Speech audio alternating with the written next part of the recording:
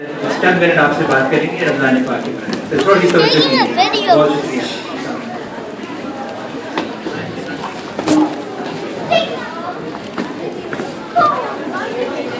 نحمده ونصلي ونسلم على رسوله الكريم اما بعد فاعوذ بالله من الشيطان الرجيم بسم الله الرحمن الرحيم.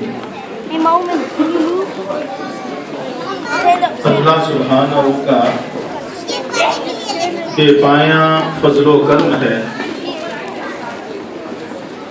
آج رمضان المبارک کے مہینے میں ہم یہاں پہ اکٹھے افطاری کی محفل میں موجود ہیں. نہایت ہی خوش قسمت ہیں وہ لوگ کہ جن کو اللہ رب العزت نے اس ماہ مبارک کے روزے رکھنے کی توفیق عطا فرمائی. یہ وہ ماہ مبارک ہے کہ جس میں نیکی اور اجر کا ثواب 70 گنا تک پہنچ جاتا ہے. اگر کوئی نفل پڑھے تو اس ماہ مبارک میں ثواب فرض کے برابر ملتا ہے، اور اگر کوئی فرض ادا کرے تو اللہ رب العزت 70 فرضوں کے برابر ثواب عطا فرماتا ہے. غیر رمضان میں اگر قرآن پاک پڑھا جائے تو ایک حرف کے بدلے 10 نیکیاں ملتی ہیں. لیکن اگر رمضان مبارک میں قرآن پاک کی تلاوت کی جائے، قرآن پاک کو پڑھا جائے تو ایک حرف کے بدلے ایک شہید کا ثواب عطا کیا جاتا ہے. تو میں سمجھتا ہوں کہ نہایت ہی خوش قسمت ہیں وہ لوگ کہ جن کو اللہ تبارک و تعالیٰ نے یہ توفیق عطا فرمائی. ٹائم چونکہ نہایت ہی قلیل ہے، صرف ایک حدیث اس ضمن میں آپ کے سامنے پیش کرتا ہوں نہایت اختصار کے ساتھ.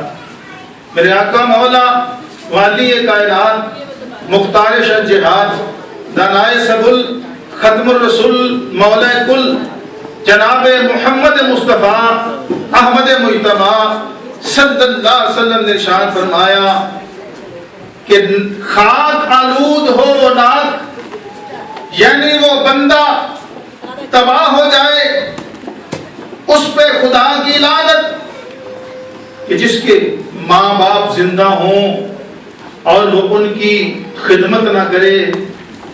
پھر فرمایا خدا کی لعنت اس بندے پر کہ جس کی زندگی میں رمضان مبارک کا مہینہ آ جائے اور وہ رمضان کی قدر نہ کرے.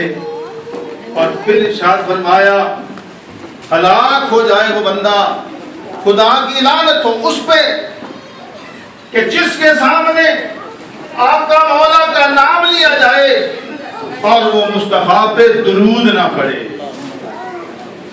آقا مولا پہ درود پڑھنا یہ وہ اعزاز اور وہ وظیفہ ہے کہ جو خود خالق کائنات بھی کرتا ہے.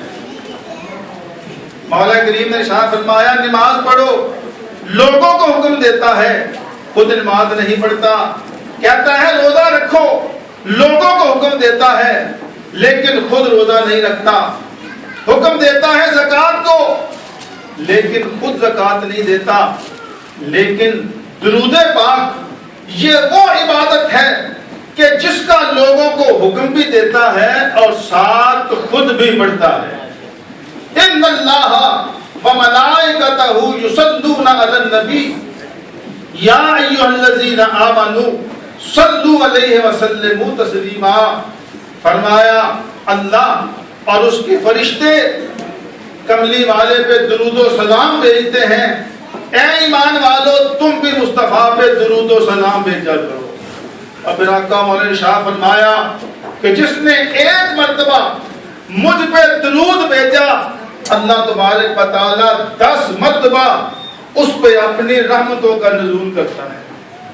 اور ایک بات یاد رکھیں کہ درود ہے کیا؟ ہم دعا کرتے ہیں کہ اے اللہ اپنے محبوب کے درجات کو بلند کر دے، اپنے محبوب پہ رحمتیں بھیج دے، یہ ایک دعا ہے۔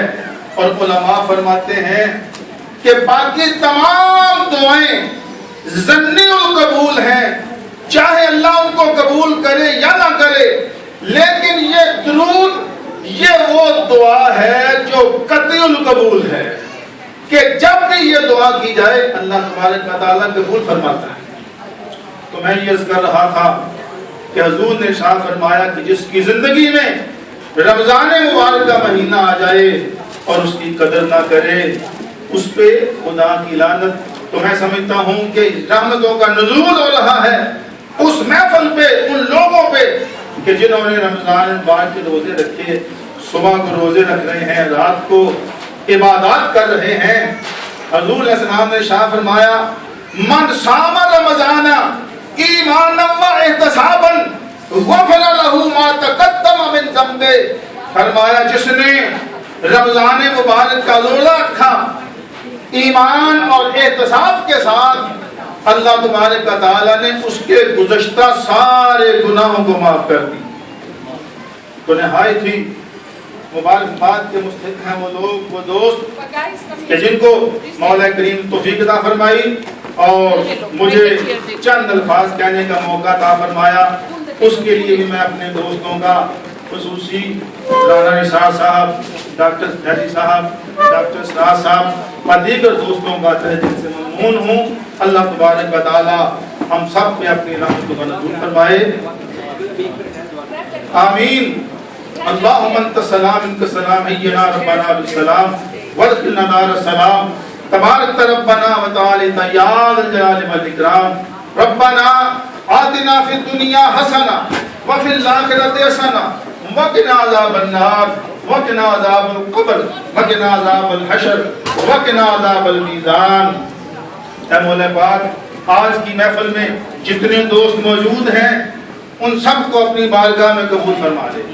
اے مولا کریم، جو گناہگار ہیں ان کے گناہ معاف فرما دے۔ اے مولا پاک، اس ماہ مبارک میں جو ہم سے کوتاہیاں سرزد ہوئی یا ہو رہی ہیں، اپنے محبوب کا صدقہ ان کو معاف فرما دے۔ اللہم ربنا تقبل منا انک انت السمیع العلیم وتب علینا انک انت التواب الرحیم۔ وصلی اللہ تعالی علی رسول خیر خلقہ و نور عرشہ محمد وعلی آلہ وصحبہ اجمعین برحمتک یا ارحم الراحمین۔ ٹائم ہو گیا۔